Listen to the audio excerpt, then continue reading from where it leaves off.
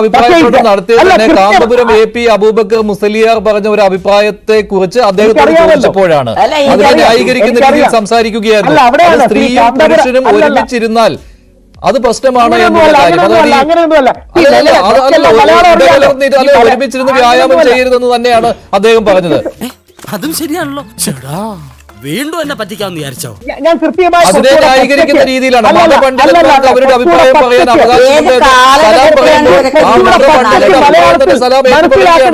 Politics ഉണ്ട്. ശ്രീ രാഹുൽ അല്ലല്ല, politics അല്ല, അത് സ്പിരിച്വാലിറ്റിയാണ്. അത് ഞാൻ കുറച്ചുകൂടെ പച്ചയ്ക്ക് കൃത്യമായ മലയാളത്തിൽ പറഞ്ഞുതരാം. അതായത് എല്ലാ വിശ്വാസങ്ങളും പറയുന്നത് ഇന്ന് ന്യൂസ് 18 തന്നെ വാർത്തയുണ്ട്. സിദ്ധിക്ക് വിനായക ക്ഷേത്രത്തിൽ പെൺകുട്ടികൾ അമിതമായി എക്സ്പോസ് ചെയ്യുന്ന ഡ്രസ് ഇട്ട് കയറരുത് എന്ന് പറഞ്ഞു. വേണമെങ്കിൽ നിങ്ങൾക്ക് ചോദിക്കാം എന്താ പുരുഷന്മാരോട് പറയാത്തത്. ഈ സ്ത്രീ പുരുഷ കാര്യങ്ങളിൽ ഞങ്ങൾ എല്ലാ മതവിശ്വാസികൾക്കും ഒരേ നിലപാടാണ്. ആ നിലപാടെന്ന് പറഞ്ഞാൽ ദൈവമാണ് പ്രകൃതിയെയും അല്ലെങ്കിൽ സ്ത്രീയെയും പുരുഷനെയും നിർമ്മിച്ചത്. രണ്ടുപേർക്കും അവരുടേതായ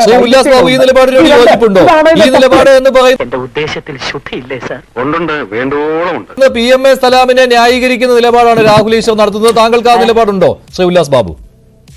ശ്രീ മഞ്ജുഷേ, നമ്മൾ വെറുതെ സാഹിത്യ ഭാഷ പറഞ്ഞിട്ടൊന്നും കാര്യമില്ല. PMA സലാം പറഞ്ഞത് വളരെ വ്യക്തമായിട്ട് കേരള സമൂഹത്തിനും മലയാളിക്കും മനസ്സിലാവും. അയാൾ പറഞ്ഞ എന്താണ്? അയാൾ വളരെ വ്യക്തമായിട്ട് പറഞ്ഞു, ഇവിടെ യാതൊരുവിധ കാരണവശാലും സ്ത്രീയും പുരുഷ സമത്വം ഇല്ല. അയാൾക്ക് അതിനോട് യോജിക്കുന്നില്ല എന്ന് തന്നെ. എന്താണ് അത് പറയാൻ കാരണം? കഴിഞ്ഞ വ്യായാമവുമായി ബന്ധപ്പെട്ട് ഇടകലർന്ന് വ്യായാമം ചെയ്യുന്ന വിഷയത്തെക്കുറിച്ചും അതേപോലെ തന്നെ പരസ്യമായി വ്യായാമം സ്ത്രീയും പുരുഷനും ഒരുമിച്ച് വ്യായാമം ചെയ്യുന്ന വിഷയത്തെക്കുറിച്ചും കാന്തപുരം പറഞ്ഞ വിഷയവും അതിന് CPM മറുപടി പറഞ്ഞ വിഷയം, CPM-ന് കാന്തപുരം മറുപടി പറഞ്ഞ വിഷയം, അതിന് പ്രതിപക്ഷ രാഷ്ട്രീയ പാർട്ടികളൊക്കെ അതിൽ അഭിപ്രായം പറഞ്ഞ വിഷയത്തിൽ ഈ PMA സലാമിനോട് ചോദ്യം ചോദിച്ചപ്പോൾ പറഞ്ഞു PMA സലാം അതിനോട് യോജിക്കുന്നില്ല എന്ന് പറഞ്ഞത് മുസ്ലിം ലീഗിന്റെ പ്രഖ്യാപിത നിലപാട് തന്നെയാണ്. അവർ വായ കൊണ്ട് അത് വല്ലാണ്ട് പറയാറില്ല എന്നേ ഉള്ളൂ.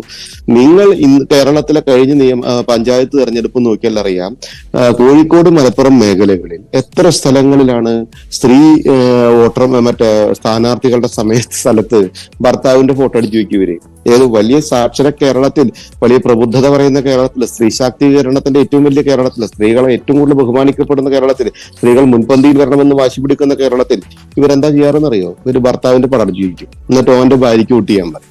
അങ്ങനെ പോലും ചെയ്തിരുന്ന അധികം വൈകിട്ടിലേക്ക് കഴിഞ്ഞ പഞ്ചായത്ത് തെരഞ്ഞെടുപ്പിൽ ഉണ്ടായതാണ്. അപ്പൊ ഇവരുടെ നിലപാട് കൃത്യമായിട്ട് അത് തന്നെയാണ്. BJP അന്നും ഇന്നും ഒക്കെ കൃത്യമായിട്ട് അതിനെ എതിർത്തിട്ടുണ്ട്. ഒരു കാരണവശാലും ഈ വക സ്വഭാവമുള്ളവരെ, ഈ വക ചിന്താഗതിയുമായി നിൽക്കുന്നവരെ രാഷ്ട്രീയ കേരളം തിരിച്ചറിയണം, പൊതുസമൂഹം കൃത്യമായി തിരിച്ചറിയണം. കോൺഗ്രസ് ഇതിന് മറുപടി, പ്രിയങ്കാ ഗാന്ധിയാണ് ഇതിന് മറുപടി പറയേണ്ടത്. പ്രിയങ്കാ ഗാന്ധി ഇതിന് മറുപടി പറയണം. ഈ നിലപാടിനോട് കോൺഗ്രസിനോട് ചേർന്ന് നിൽക്കുന്ന മുസ്ലിം ലീഗിന്റെ, കോൺഗ്രസിന്റെ ഒപ്പത്തിനൊപ്പം നിൽക്കുന്ന മുസ്ലിം ലീഗിന്റെ നേതാവ് പറഞ്ഞ ഈ നിലപാടിനോട് പ്രിയങ്കാ ഗാന്ധിക്ക് എന്താ നിലപാടുള്ളത്? എന്താണ് കോൺഗ്രസിന്റെ ഇവിടുത്തെ കേരളത്തിലെ ഘടകത്തിൽ ഇതിനകത്ത് അഭിപ്രായം പറയാത്തത്? എന്താരും മിണ്ടാതിരിക്കുന്നത്? എന്താണ് അവർക്ക് കൃത്യമായി തള്ളി പറയാൻ സാധിക്കാത്തത്? നിങ്ങൾ ഒരു കാര്യം മനസ്സിലാക്കേണ്ടത്, ഇത് തന്നെയാണ് യൂണിഫോം സിവിൽ കോഡൊക്കെ ഞങ്ങൾ കൊണ്ടുവരുമ്പോൾ എന്തുകൊണ്ട് എതിർക്കുന്നു എന്ന് ചോദിച്ചാൽ ഈ കരാളം മനസ്സുമായിട്ടാണ് ഇവർ മുന്നോട്ട് പോയിക്കൊണ്ടിരിക്കുന്നത്. രാഹുൽ ഈശ്വർജി പറയുന്ന പോലുള്ള കാര്യമല്ല. അദ്ദേഹം അതിനെ അദ്ദേഹത്തിന്റെ ശൈലിയിൽ അവതരിപ്പിക്കാൻ ശ്രമിക്കുന്നുണ്ട്. പക്ഷെ സത്യസന്ധമായിട്ട് PMA സലാം പറഞ്ഞത് സ്ത്രീകൾക്ക് കൃത്യമായിട്ട് അങ്ങനെയുള്ള അവകാശം കൊടുക്കാൻ പറ്റില്ല, മുഖ്യധാരയിലേക്ക് കൊണ്ടുവരാൻ പറ്റില്ല, മുന്നിൽ ചേർത്ത് നിർത്താൻ പറ്റില്ല എന്ന് തന്നെയാണ്. കാലഘട്ടത്തിലെ സംവിധാനം കൊണ്ടുവന്നിട്ട് ഇപ്പൊ ഒരു ഉളുപ്പുമില്ലാതെ കേരള സമൂഹത്തിന് മുമ്പിൽ ഇത്രയും വലിയ നീതികേട് പറയാനുള്ള ചങ്കൂറ്റം ഇവിടുത്തെ മുസ്ലിം ലീഗിന് ഉണ്ടായിരുന്നു.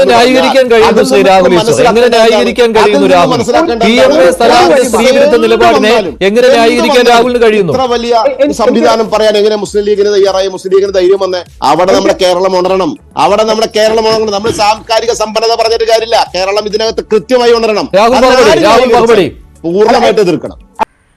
മനസ്സിലായി? എടാ നാറി, നിനക്ക് നാണമുണ്ടോ?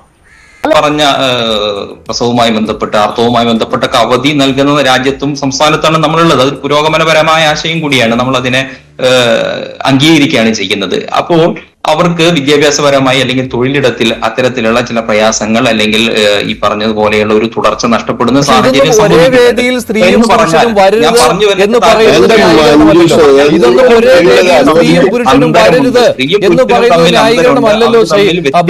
അങ്ങനെ പറയുന്നതിനോടാണ് ഇവിടെ PMA സലാം അങ്ങനെ പറയുന്നവർക്കാണ് അതാണ് എതിർക്കപ്പെടുന്നത്. അങ്ങനെ അപ്രായോഗികമായ ഒരു ആശയത്തിന് വേണ്ടി നമ്മൾ എന്തിനാണ് സമയം കളയുന്നത്, വാദിക്കുന്നത് എന്നതാണ്. ഈ ആശയത്തെ മുന്നിൽ വെക്കുന്നത് കൊണ്ട്, ഈ അപ്രായോഗികമായ ആശയത്തെ നമ്മൾ മുന്നിൽ വെക്കുന്നത് കൊണ്ട് എന്ത് ഗുണമാണ് സ്ത്രീകളെ സംബന്ധിച്ച് ഉണ്ടാകാൻ പോകുന്നത്? ഒരിക്കലും ഞങ്ങൾ സ്ത്രീകളെ ശത്രുപക്ഷത്ത് നിർത്തുകയോ അല്ലെങ്കിൽ ഇടിച്ചു താഴ്ത്തുകയോ നിങ്ങളൊക്കെ വ്യാഖ്യാനിക്കുന്നത് പോലെ പറയുന്നത് പോലെ രണ്ടാം തര പൗരന്മാരായി ചിത്രീകരിക്കുകയോ ചെയ്യുന്നില്ല. ഒരിക്കലും സ്ത്രീ പുരുഷനേക്കാൾ മുകളിലാണ് എന്നോ പുരുഷൻ സ്ത്രീയേക്കാൾ മുകളിലാണ് എന്നോ അല്ലെങ്കിൽ അവർ തമ്മിൽ ഏതെങ്കിലും വിധത്തിൽ അത്തരത്തിലുള്ള ഉയർച്ച താഴ്ചകൾ ഉണ്ട് എന്നോ ഞങ്ങൾ ഒരിക്കലും പറയുന്നില്ലല്ലോ. എന്നതുപോലെ ഞങ്ങൾ ഉന്നയിക്കുന്ന ഈ ആശയത്തെ അതിന്റെ ഉന്നയിക്കാനുള്ള സ്വാതന്ത്ര്യത്തെ നിങ്ങൾ വകവിട്ടു തരിക എന്ന ഒരു മിനിമം മര്യാദയെങ്കിലും നിങ്ങൾ കാത്തു സൂക്ഷിക്കേണ്ടതില്ലേ, പാലിക്കേണ്ടതില്ലേ എന്നതാണ് ഈ സമയത്ത് വിനീതമായി ചോദിക്കാനുള്ളത്.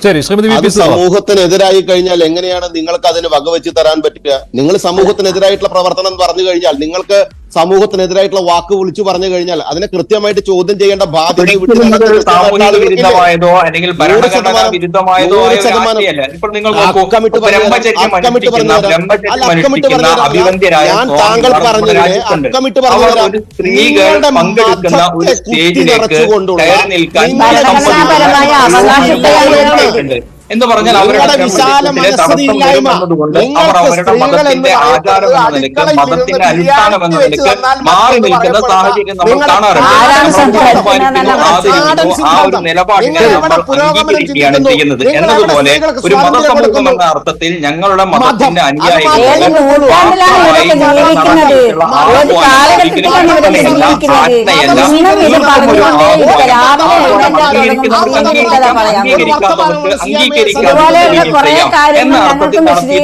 ആഹ്വാനത്തെ നിങ്ങൾ എന്തിനാണ് ഇങ്ങനെ പ്രതിലോമകരമായി ചിത്രീകരിക്കുന്നത്? പ്രതിലോമകരമായി ചിത്രീകരിക്കുന്നതല്ല, ആഹ്വാനം ആ രീതിയിലുള്ളതായിരുന്നു. അതുകൊണ്ട് തന്നെയാണ് ടൈലർമാരെ കൊണ്ട് നാട് നിറഞ്ഞു. ഞാൻ പറഞ്ഞത് സത്യമല്ലടോ.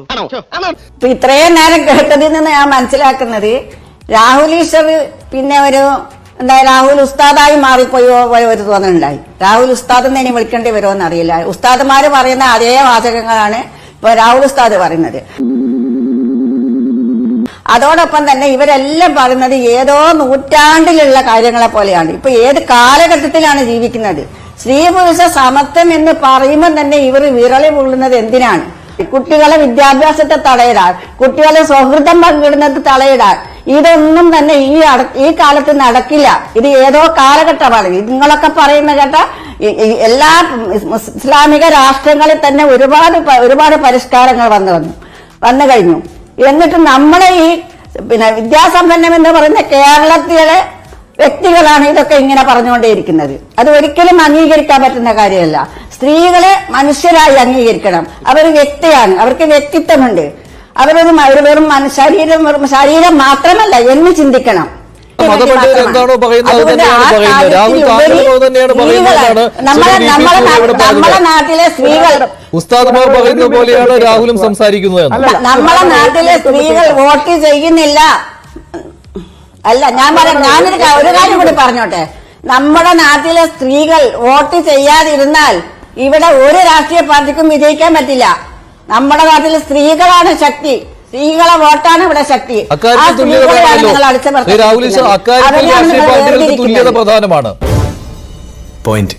സ്ത്രീ പുരുഷ വൈവിധ്യം, സ്ത്രീയും പുരുഷനും സെയിം അല്ല. ബയോളജിക്കലി, സൈക്കോളജിക്കലി, ന്യൂറോളജിക്കലി സെയിം അല്ല. ഇത് PMA സലാം സാറ് മാത്രമല്ല, വെള്ളാപ്പള്ളി നടേശൻ സാറ് മാത്രമല്ല, അറിയാവുന്ന കാര്യമാണ്.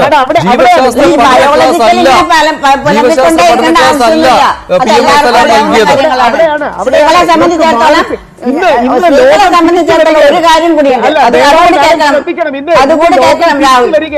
അല്ല ഇന്ന് മാഡം ഒരു സെക്കൻഡ്, ഇന്ന് ലോകം തിരിച്ചു വരികയാണ്. അതായത് പാശ്ചാത്യ ലോകത്തെ തെറ്റായ മോഡലിലാണ് 100 വർഷത്തോളം ലോകം സഞ്ചരിച്ചത്. അതായത് ആണും പെണ്ണും വേറെയല്ല, ആണും പെണ്ണും ഒന്നാണെന്ന് പറഞ്ഞു. ഇന്ന് പാശ്ചാത്യ ലോകം, പ്രത്യേകിച്ച് US അല്ലെങ്കിൽ ഇങ്ങോട്ടെടുത്ത ജപ്പാൻ, സൗത്ത് കൊറിയ അടക്കം തിരിച്ചു വരവാണ്. ആ പാത എന്ന് പറഞ്ഞാൽ സ്ത്രീ പുരുഷന്മാർക്ക് ഒരേപോലെ ബഹുമാനവും ജസ്റ്റിസും എല്ലാം വേണം. പക്ഷെ സ്ത്രീയും പുരുഷനും സമനല്ല, സെയിം അല്ല. ഈ ഇക്വാളിറ്റി എന്ന് പറഞ്ഞാൽ സെയിം എന്നല്ല അർത്ഥം. പകരം പരസ്പര ബഹുമാനം, ഇഷ്ടം, ആദരവ്, സമൂഹത്തിൽ സ്ഥാനമുണ്ടാകണം. ഈ സ്ത്രീ വൈവിധ്യം വേണം. ഒരു കാര്യം കൂടെ നമ്മൾ ഓർക്കണം, നമ്മുടെ നാട് റസിയ സുൽത്താനെയും ഝാൻസി റാണിയും ഭരിച്ചതാണ്. ഒരുപക്ഷെ ആദ്യ വനിത സുപ്രീം കോടതി ജസ്റ്റിസ് ആകുന്നത് മുസ്ലിം സമൂഹത്തിൽ നിന്നുള്ള ഫാത്തിമ ബീവിയാണ്. ഒരുപാട് പേർ മുമ്പോട്ട് വരുന്നത് നമുക്ക് വലിയ മാതൃകകളാണ്. അതോടൊപ്പം ഈ ജെൻഡർ ഐഡിയോളജി എന്ന് പറയുന്ന ലെഫ്റ്റ് ലിബറൽ കോൺസ്ട്രക്ട് നമ്മുടെ എല്ലാ സമൂഹങ്ങൾക്കും നെഗറ്റീവ് ആകും. സ്ത്രീയും പുരുഷനും സെയിം അല്ല എന്നുള്ളത് നമ്മുടെ കണ്ണിന്റെ മുമ്പിൽ കാണുന്ന റിയാലിറ്റിയാണ്. ആ രണ്ട് വ്യക്തികൾ വ്യത്യസ്തരാണ്, ആ രണ്ട് വ്യക്തികൾ യുണീക്ക് ആണ്, കോംപ്ലിമെന്ററി ആണ്, വ്യത്യസ്തരാണ്. എന്താണെന്നാ എനിക്ക് മനസ്സിലാകാത്തത്. നിങ്ങൾ പറയുന്ന ഈക്വാലിറ്റി എന്താ മാഡം? അവിടെയാണ് അവസരങ്ങളിൽ സമത്വം വേണം, സമൂഹത്തിൽ നീതിയെ സമത്വം വേണം. പറയുന്നത് ഒരു കാര്യം കൂടി ഞാൻ പറയാം. സ്ത്രീ എല്ലാ കാര്യത്തിലും സമത്വം വേണം. അത് മാത്രമല്ല, എല്ലാ കാര്യത്തിലും സ്ത്രീ ഒരു കാര്യം കൂടി ചെയ്യുന്നുണ്ട്, അതും കൂടി മനസ്സിലാക്കണം. ഇന്ന് പാരമ്പര്യം ഉണ്ടാവണമെങ്കിൽ, ഈ ലോകം ജനങ്ങൾ ഉണ്ടാവണമെങ്കിൽ സ്ത്രീ എടുത്ത കഷ്ടപ്പാട് കൊണ്ടാണ് നിങ്ങൾ ജനിക്കുന്നത്. അപ്പൊ ആ സ്ത്രീയെ ബഹുമാനിക്കണം, ആ സ്ത്രീയെ നിങ്ങൾ അംഗീകരിക്കണം, വ്യക്തിയെന്ന് അംഗീകരിക്കണം. നിങ്ങൾ അംഗീകരിക്കല്ല ചെയ്യുന്നത്. നിങ്ങൾ അങ്ങനെയുണ്ട്, അത് അങ്ങനെ പറയാനേ പറ്റില്ല. അതുകൂടി സ്ത്രീ ചെയ്യുന്നു. അവിടെയാണ് സ്ത്രീയുടെ, അതാണ് സ്ത്രീ. അതെ, ഞങ്ങൾ ഏത് തരത്തിലുള്ള ഉണ്ടെന്ന് പറഞ്ഞാലും സ്ത്രീയാണ് എല്ലാത്തിനും മുന്നിൽ നിൽക്കുന്നത്. അവരെ എന്തിനു മാറ്റി നിർത്തണം? ഒരു പുരുഷനെ പ്രസവിക്കുന്നത്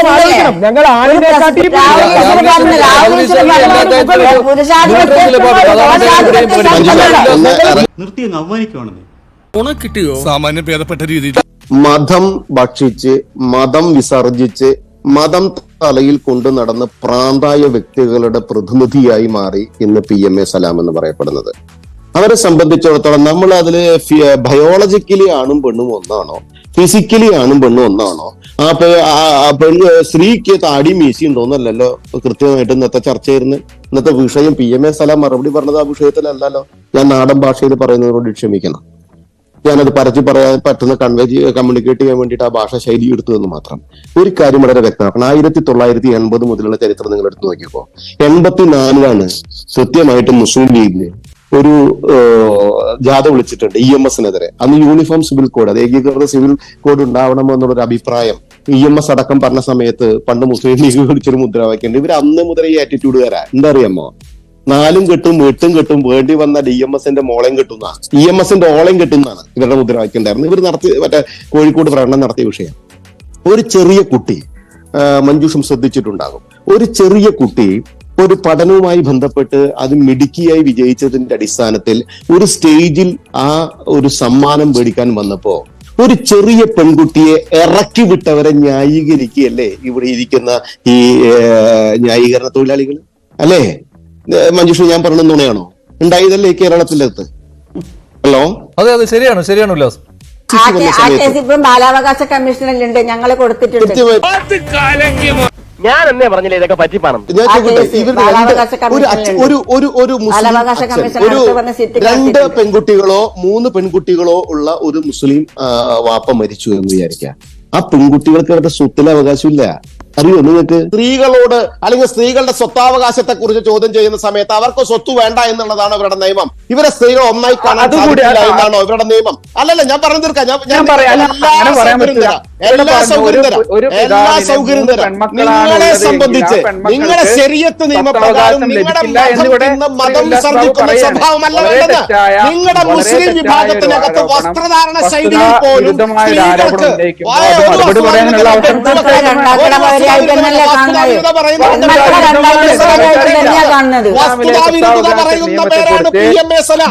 വളരെ ലളിതമായ ഒരു അറിവ് ഇല്ലാത്ത ഒരാളാണ് ഇവിടെ വീഡിയോ ഡിലീറ്റ് ചെയ്തെങ്കിൽ കേൾക്കാം. പൊന്നുമോനെ കൈയിങ്ങടാ കലക്കി കലക്കിന്ന് പറഞ്ഞാ പോലെ കലക്കുന്നതാണ് പെൺമക്കൾക്ക് സ്വത്തിന് അവകാശമില്ല എന്ന പെൺമക്കൾ മാത്രമുള്ള പിതാവിന് സ്വത്ത് കൊടുക്കുന്ന ഒരു സിസ്റ്റം നിങ്ങളുടെ മുസ്ലിം സംവിധാനത്തിൽ ഉണ്ടായിരുന്നില്ല. ഒരു മാപ്പം പറയാൻ പോലില്ല, ഒരു മാപ്പം പറയാൻ പോലില്ല. സകലവിധ തെമ്മാടിത്തരങ്ങളും വിളിച്ചു പറഞ്ഞ PMA സലാമിത്തരം പറയുമ്പോൾ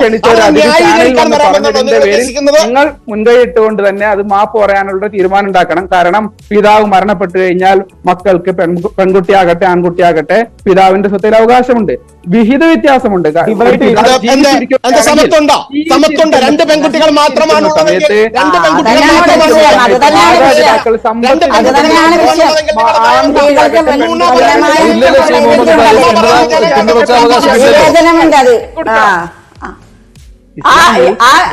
ഏതോ ഒരു നൂറ്റാണ്ടിലുള്ള കാര്യങ്ങളാണ് ഇപ്പോഴും പറയുന്നത്. അത് തന്നെ നമ്മൾ അത്ര പെട്ടെന്ന് മനസ്സിലാക്കിയെടുക്കാനുള്ള ബുദ്ധി അതിനുണ്ടോടാ? പെൺകുട്ടികളാണെങ്കിൽ അവകാശമില്ല എന്ന് പറഞ്ഞ വാദം തിരുത്താൻ അദ്ദേഹം തയ്യാറാകണം. മാപ്പ് പറയണം. അദ്ദേഹത്തിന്റെ രാഷ്ട്രീയ പാർട്ടി അതിന്റെ ഉത്തരവാദിത്തമുണ്ട്. ഇവിടെ ചർച്ച സംഘടിപ്പിച്ച ചാനലിന് അതിന്റെ ഉത്തരവാദിത്തമുണ്ട്. പിന്മാറാൻ ഒരു മാപ്പും പറയാൻ പോണില്ല.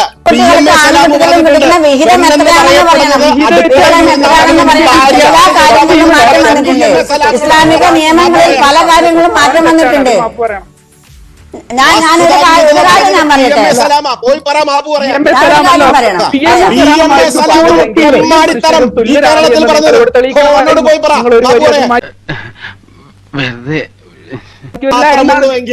രണ്ട് പെൺകുട്ടികൾ മാത്രമാണ് മരിച്ച പിതാവിനെങ്കിൽ, രണ്ട് പെൺകുട്ടികൾ മാത്രമാണ് പിതാവിനെങ്കിൽ, സത്യം പറ രണ്ട് പെൺകുട്ടികൾ മാത്രമാണ് പിതാവിനെങ്കിൽ എന്താണ്?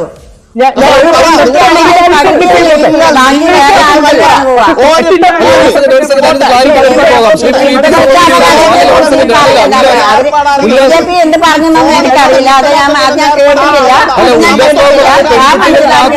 പെൺകുട്ടികൾ മാത്രമുണ്ടെങ്കിൽ അവകാശമില്ല എന്നാണ് ശ്രീമതി VP സുഹാസിനത്. ഉല്ലാസ് പറഞ്ഞത് തെറ്റുണ്ടോ? ഉല്ലാസ് പറഞ്ഞത് തെറ്റുണ്ടോ ശ്രീമതി VP സുഹാസ്? അല്ല, അങ്ങനെ പെൺകുട്ടികൾ മാത്രമുണ്ടെങ്കിൽ അവകാശമില്ല എന്ന് പറയുന്നില്ല. അവകാശമില്ല എന്ന് പറയുന്നില്ല. പക്ഷെ അച്ഛന്റെ അനിയന് അവകാശമുണ്ടോ? അച്ഛന്റെ അനിയന് അവകാശമുണ്ടോ? പെൺകുട്ടികൾ മാത്രമുള്ള സഹോദരന്മാർക്ക് അവകാശം. അടുത്ത വിഷയം. നിങ്ങൾ ഇതിന്